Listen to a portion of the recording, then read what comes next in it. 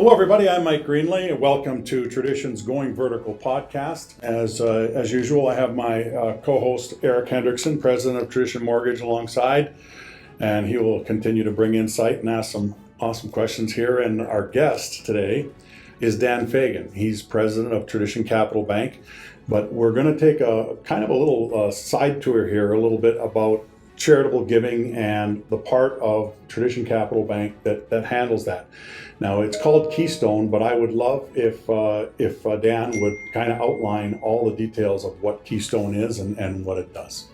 Well, Mike and Erik, thanks for having me first on the Tradition Vertical podcast. It's great to be here today, so thanks for the invitation.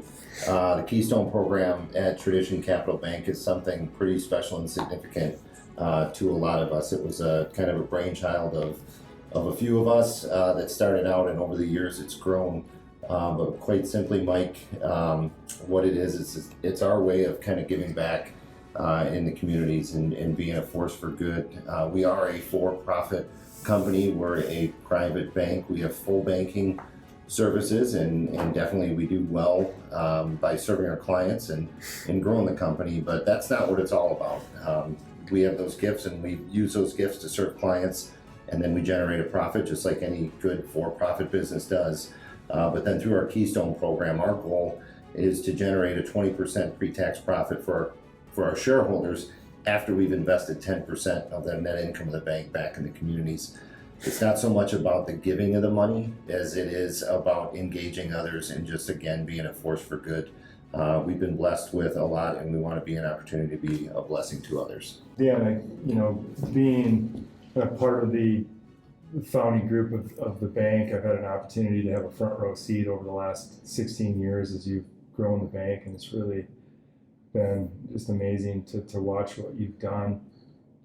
And I really have to compliment you on how really from pretty early stage how you emphasize the importance of giving back and having the bank be a force for good in the community and reinvesting in the community, which maybe once upon a time that was kind of how community banks were really viewed as stewards of the community, not just investment vehicles for shareholders, but really agents that could really help make positive impact in the communities that they were located in. And it's really to go to the level that you've gone to with Tradition Capital Bank, which upwards of 10% of net profits is really, a lot of people look at that and say that's really aggressive. How can you achieve that? How can you have a high-performing bank, retain great staff, and again push a fair return to shareholders while giving that amount of money away? But you've shown that you can do that, and that in a way it further empowers employees because they feel like they're working not just for paychecks, but they're also giving back or having an opportunity to give back to the community in a really powerful way. So maybe could you touch upon a little bit of just that internal culture and maybe what kind of pushed you to kind of come up with the metrics you came up with, as I guess you described it as the 2010? Absolutely, Erik, would be happy to. I think it's worth noting that all glory to God on all the work that goes ahead of us and for those that were before us. So Tradition Capital Bank started in 2005, but there were other Tradition roots that paved the way clearly in advance of that, starting with the Ennebeck family, Tip Ennebeck, all the way through mortgage with you and your partners, Erik, and Tradition Mortgage. That's where our relationship started. And your culture that you had there with your team and with others, kind of how you just really valued one another, worked as a team, and just did good deals for good people and treated them right. That is what attracted me to be part of Tradition, and when the opportunity to be part of the bank to start up, it was an honor to be considered as part of that. So there was a lot of groundwork laid in advance in my mind that was already in that culture that over the years just helped kind of foster this Keystone program. When we started the bank, it was a smaller program. It was giving maybe 1 or 2% away, and we had conversations at the board and elsewhere about doing those things. But then it was really a couple of us individually along the way that just said, we want to make a bigger difference. We don't want to just be average. We want we want to show that we could be a really good for-profit company, but that we can also be really good stewards in the community and really good partners. And so what does that difference look like? How can we challenge each other to do very good for business, but then to do very good in life? The greater purpose of why we're here is serving one another. And it goes back to exactly what you said. Banks back in the olden days were really pillars of the community. They were that center part where everybody came together, and when there was a need, they went to the bank helped out. That was a huge part of what I believe banking was meant to be and what it is. And I think a lot of what we're trying to do here, or at least that's being fostered through the work that we're doing here, is kind of being that that pillar in the community where people can look to, can lean on, that we can hopefully be a model of showing what a company can do. Yes, we're a for-profit company, but yes, we're also great stewards. What you had asked, what does that culture look like within the company? I can tell you that is just one. It's been very good to attract employees to the company. First and foremost, they know that yes, we are going to pay. I think it's about making a difference across the board. We want to make a difference in the lives of our shareholders by making them a good profit and serving them in their investment in the bank. We owe them. That's an investment, and we have an obligation to provide a good return. We have clients, and we need to serve our clients. Without our clients, we wouldn't be in business. If we don't provide them competitive services, banking needs, and serve the needs that they have, whether it's through loans, depository, whatever, we're not going to be in business without clients. Obviously, you need employees, and the whole the idea of employees coming for an organization for more than just a paycheck is really what I think that Keystone program fosters. It fosters people coming together for a greater purpose. Yes, serving our clients, getting a paycheck for themselves, but also know at the end of the day by what they're doing is they're serving the needs of the community. And that's that last part of that four-legged stool, is serving the community and the people that are in it. If we're not here to help others when they're in need, that's one of the key points of why a bank is in business and what we do. And it just fosters just a super cool environment for employees and the clients. I mean, you come into the bank, you feel the energy, you know it. It's exciting to be part of it, and we just want to continue to do good work for good people and be a force for good. Dan, there's always a lot of avenues you can go with, especially when you're giving or being as big of a part of the community as you guys are. How do you choose? What are some of the criteria that you use to say, yeah, here's the avenue we want to go, and here's certain groups that we want to help, and how do you make that choice as a bank?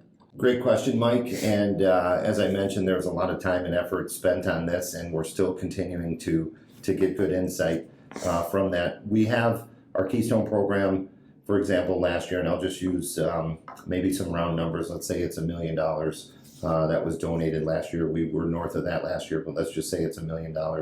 We have 4 different buckets to our Keystone program, if you would. The first bucket is an important bucket for us, and what it is we give a quarter of our Keystone to an organization called the Big T Foundation. And the Big T Foundation is really the other tradition companies and entities, and we collectively combine resources. And it's not just about resources, time, talent, and treasure. It's about using the gifts that you have and the resources and the expertise that you have. And so the Big T Foundation is an area that we're looking to tackle, kind of homelessness, low-income housing.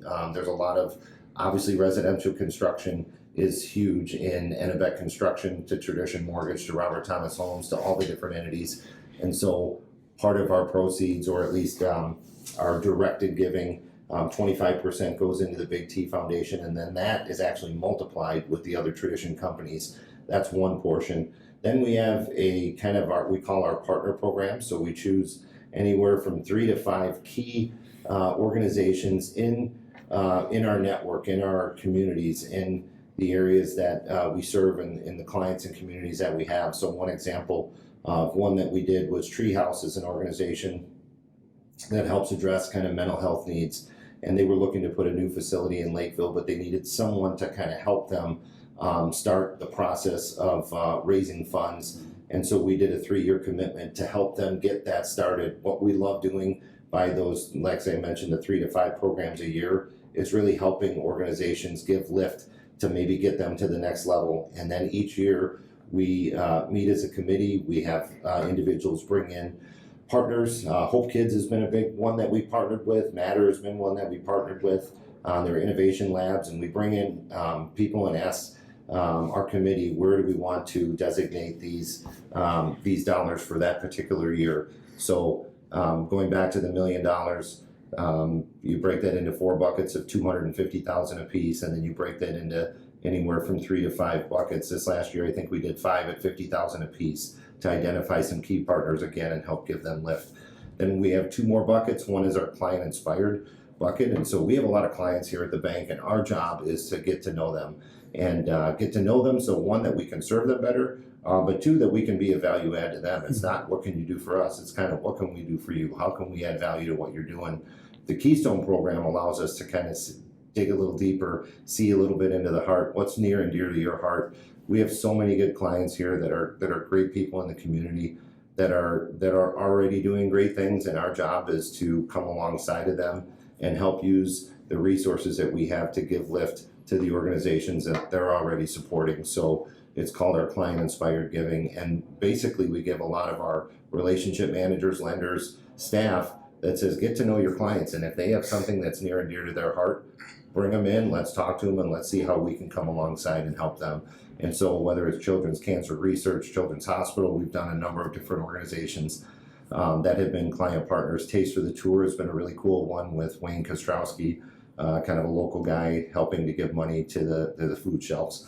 Then our last one is our employee kind of inspired bucket, and we want to thank our employees for all they've done. We want to inspire them to experience the joy in giving and generosity. So each employee is given a grant opportunity that they, if they want to use, that they can donate a grant to an organization. And then we also have kind of a double match program. So we do want them to have some skin in the game. It's very easy.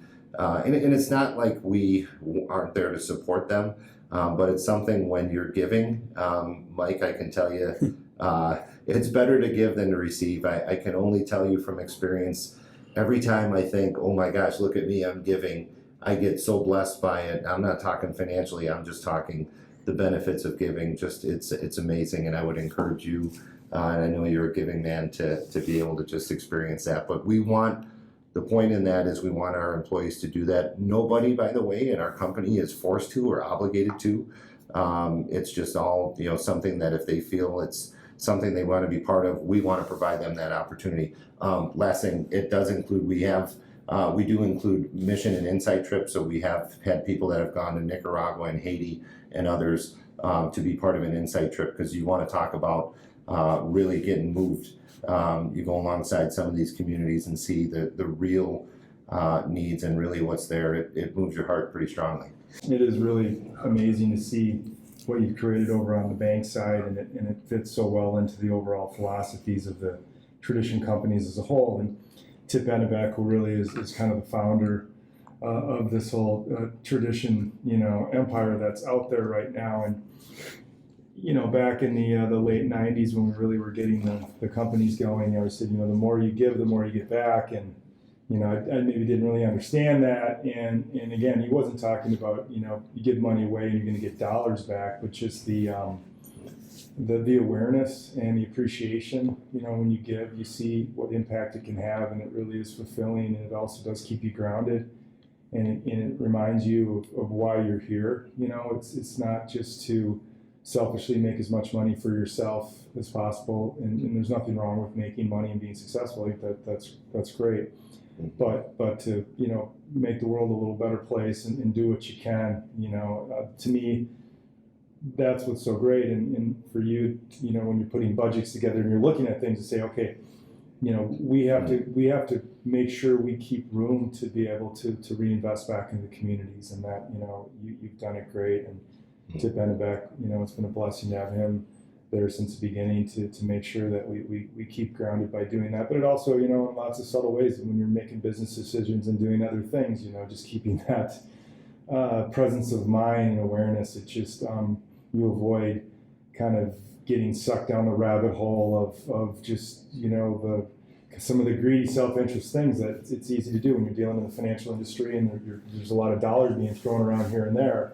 that at the end of the day, we're here to do good, on those levels and to pay it forward and be good stewards of the community. So, I just again feel blessed to be, having a chance to ride along in the same bus as all you guys that are leaders in the charitable and community endeavors that are going on. I couldn't be more excited to look forward to the future and see what's coming next. Erik, you mentioned good stewards. I think that's exactly the what we look at is the stewardship, and we at the company again we have the tradition name, and that tradition name came before the bank was here, and it was paved the way by many of the companies. And so for us to be able to be stewards of that name that went before us, the recognition, the brand recognition, all the service and hard work and companies that went before us, we're just one of the we're just here doing our fair share. And but you mentioned being good stewards, and that's what we are. We're stewards of our investors' money. We're stewards of helping our clients in everything they're doing. We're stewards of making sure that our employees are getting the training and resources they need to do their job. And then, at the end of the day, being great stewards of what we've been given to be able to share that. We're so thankful for a supportive board, all the board members that have given their time to this, of our clients, of our shareholders for supporting and endorsing this opportunity. At first it was really kind of unique, like, what? You're talking about giving away, 10%? And really that idea behind that, a little bit of history behind that, the idea was some of us at the bank level, and Reed Evenson, haven't shared Reed's name, he's been a big part and inspiration in a lot of this. And if it wasn't for him approaching Tip and Erik that said, hey guys, I want to start a bank, but I want you guys to be part of it. I just want to give a little credit to Reed and some of the others that really gave to allow us to be where we're at today.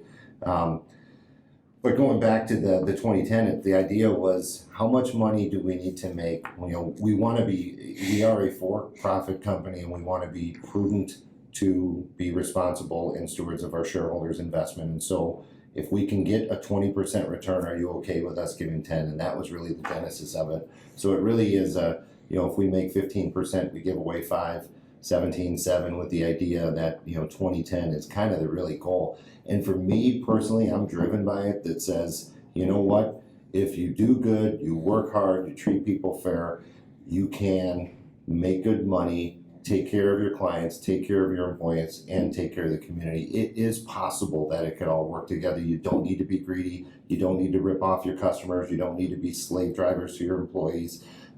It can work together. And I think I'm more driven every day to show that, let's work in a company that has we have a lot of fun and we do a lot of good, and we're doing a lot of good in the communities. That's what really drives me. As far as the groups that you've helped, and there's been numerous, it's always great to see real world examples of either a community center that was built, or a group that was helped and they started something, you helped them start it, so you kind of helped them, you became a catalyst to their giving even. Do you see a lot of this? Do you see a lot of the real world examples that your generosity's doing? Yeah, absolutely, Mike. I think the core of everything is that unfortunately we live in a broken world, and there's a lot of need out there. You just have no idea how much need there is in the communities that we're in. Even right in our own backyard in Edina, you think Edina doesn't have any problems, because it's just, wow, look, it's Edina, it's the crown jewel of Minnesota and all this. No, there's hurting people, whether it's mental health of teenagers, whether it's homelessness, or people that have lost their jobs through the Great Recession in 08, 09, or through all the COVID related things that have happened, been out of work. I can't tell you the stories, and that's again what just really gets me driving. When you go to these organizations, you see you're on the front lines, to go to Teen Challenge and see these broken individuals that are hurting and that just need help. They just need someone to come alongside and believe in them. Put your arm around them and say, hey, we're here to help you. Children's hospitals. My own son went through stuff, and so to be able to see these kids that are going through some life. Hope Kids, my goodness. There's been Hope Kids things where these are life-threatening situations where some of these kids, you see them, and then unfortunately the good Lord takes them home well before, I believe, their time is due, and that's heart-wrenching. the stories are endless, and again, that's, I think, the motivation to really keep you going and know, one, to give thanks for the blessings of life that you have, but then realize there's a bigger purpose, and the people that, again, you're blessed more by it, but you just can't understand how much they're moved and touched and thankful and grateful, and then the relationships and just the things that come out of it are just they're just fun. It's just enjoyable to be part of that, to walk with them, to cry with them, to laugh with them, to see successes through them. Summit Academy, some of these kids, that are coming from different parts that are just learning a trade, and all of a sudden they get a job and get out of poverty and they're on their own. I mean, it's just, you can go on and on and on. Mm-hmm. And that's the cool thing about what we're doing is just, it's not about helping everybody. It's just about helping, the old analogy of the little kids walking with his dad and on the beach, and there's all these starfish, and he said, "Dad, how are we going to help all of them?" And he picks up one and sends them back in and says, "Well, we helped that one." And I think that's all about, we're not here to, unfortunately, we can't save everybody, but we can help some. And that's what it's all about, just making a difference. Even greeting the client that maybe they've had the loss of a loved one, and then we find out that it was for, a certain reason, and then we come alongside them, and it just really, you wouldn't believe the reactions from our clients and employees when we come alongside them or others. That's why I said never even thought this was not even part of the cards, Eric. When we started the bank, it was just about this idea of building a company and how cool would it be to have a bank, and we had no idea of what God had in store for kind of where we're at today. And so hopefully we'll just continue the good work that's been started. Well, there's no doubt about it that it's contagious. I mean, like I said, you're able to touch a lot of different groups, but those groups then go on and help other people or individuals that you help. They go on and in effect help the community by living a better life. So yeah, it's definitely something that continues to spread out and continue to grow. So we will continue to follow that. Erik, thank you very much again for joining me. And Dan, always a pleasure to have you come by, and especially talk about Keystone, which is a heck of a program, and Tradition Capital Bank continues to be a good steward of the community, which is what you want to be. So thank you. Awesome. Thanks, Mike.